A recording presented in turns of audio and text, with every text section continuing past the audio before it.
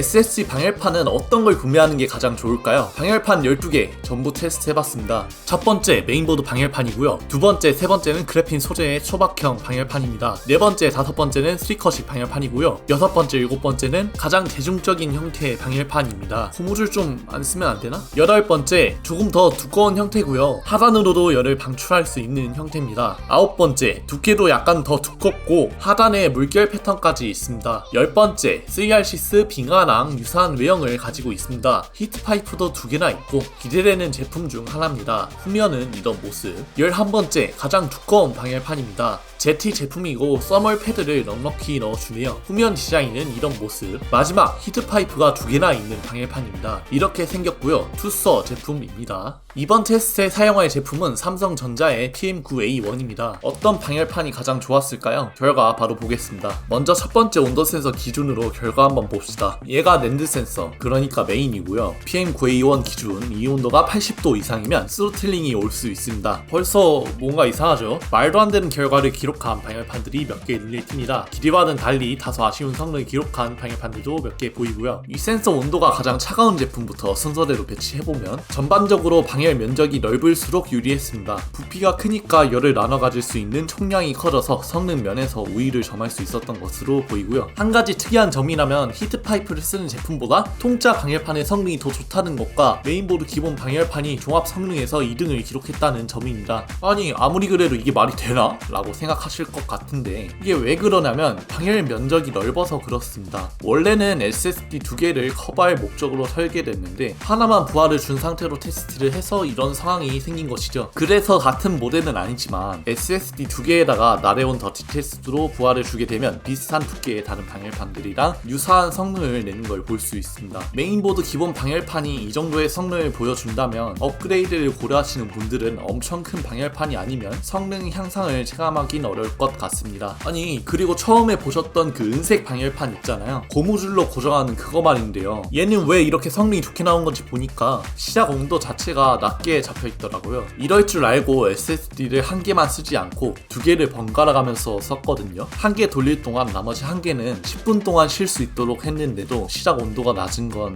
뭔가 좀 이상하잖아요. 왜 그런 건지 보니까 써멀 패드 때문이었습니다. 기본 써멀 패드를 사용했을 때 IRC 온도 보시면 시작 온도는 35도로 정말 낮습니다. 이 제품의 써멀 패드를 저렴한 걸로 바꿔보면 40도가 찍힙니다. 써멀 패드 하나 바꿨다고 온도가 5도나 높아진 거죠. 써멀 패드가 좋을수록 SSD의 열을 더 빠르게 가져가 버리니까 초기 온도도 낮게 찍히고 장기적으로도 발열 해소에 더 유리하다는 걸 알 수 있었습니다. 사실 이 내용은 이미 쿨앤조이에서 한번 검증이 됐는데요. 같은 방열판이어도 사이에 들어간 게 써멀 패드냐 써멀 구이스냐에 따라서 성능 차이가 확실히 났습니다. SSD 방열판을 고를 때에는 동봉된 써멀 패드의 성능도 중요하겠네요. 더티 테스트가 얼마나 빨리 끝났는지도 보시면 최대 온도가 80도를 넘지 않은 경우 테스트는 대부분 8분 전에 끝난 것을 알 수 있습니다. 속도 그래프도 보시면 이게 속도가 떨어져서 늦게 끝난 건 아닌 것 같고 그냥 오차가 좀 있어서 그런 것 같습니다. 평균 온도가 79도에 육박하는 얘네들은 스로틀링이 일어나서 테스트가 확실히 늦게 끝난 걸 볼 수 있고요. 구리 호일은 그래도 효과는 있는 것 같네요. 스티커 방식은 뭐 의미 없어 보이죠. 온도가 어떻게 변했는지 그래프도 보시면 이런 모습, 로그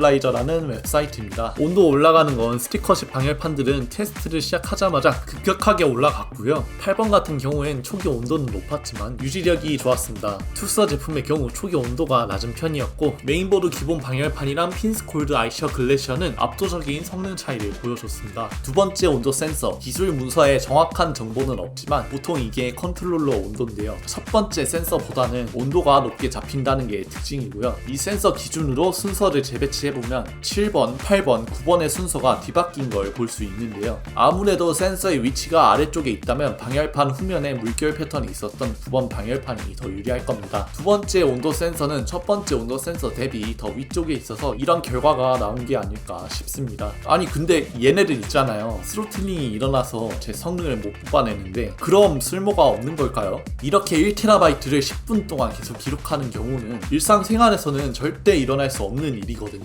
그래서 게임 설치 테스트도 해봤습니다. 기가 인터넷을 연결한 상태에서 사이버펑크를 설치했을 때의 결과 보시면 방열판이 없을 붙였을 때가 평균 47도, 그래핀 필름을 붙였을 때가 평균 46도, 브리 스티커를 붙였을 때는 47도를 기록했습니다. 1도 정도의 차이는 네트워크 상황이나 측정 시점에 따라 달라질 수가 있어서 오차범위 내거든요. 그냥 차이가 없다고 봐도 될 것 같습니다. 참고로 은색의 얇은 방열판이 42도를 기록했습니다. 이 스피커로 붙이는 이런 건 전혀 쓸모가 없어 보이는데요. 이거 겉면 프린팅을 제거하면 어떻게 되냐? 1도 낮아집니다. 그치만 별 차이가 없으니까 그냥 사지 마시고요. 자, 그래서 SSD 방열판은 꼭 필요할까요? 글쎄요, 필수까진 아닌 것 같습니다. 게임을 한 10분간 계속 설치를 해도 온도가 크게 변할 것 같은 조짐은 보이지 않더라고요. 게임을 다운로드 받는 동안은 최대 속도로 부하를 주기가 어렵습니다. 패치 구간에서는 SSD를 100%까지 쓰는 상황이 관찰되었으나 얼마 가지 않고 금방 회복되었습니다. 게임도 플레이해봤습니다. 사펑에서 벤치마크를 돌려봤는데요. 52도 수준, 실제로 자동차를 타고 다녀봐도 큰 차이는 없었습니다. 모넌 와일즈 역시 10분간 플레이해봤음에도 큰 차이는 없었고요. 만약 케이스 안에 있다 하더라도 아이드시 50도 수준이니까 일상생활에서 SSD 방열판 때문에 생기는 스로틀링을 체감하기는 어려울 것 같고요. 하지만 SSD를 조금이라도 더 오래 쓰고 싶다면 방열판이 있는 게 더 좋습니다. 여러분은 SSD에 방열판을 장착하실 건가요? 아니면은 그냥 없이 쓰실 건가요? 이 부분은 사용자마다 생각이 갈릴 거라고 생각을 합니다. 2,000원 정도 더 투자해서 수명을 조금이라도 더 늘리겠다 생각하시는 분들도 계실 테고, 없어도 문제가 없으니까 그냥 안 쓰시는 분들도 계실 거고요. 그냥 있는 대로 대충 쓰면 된다고 생각하지만 방열판을 12개나 사버려서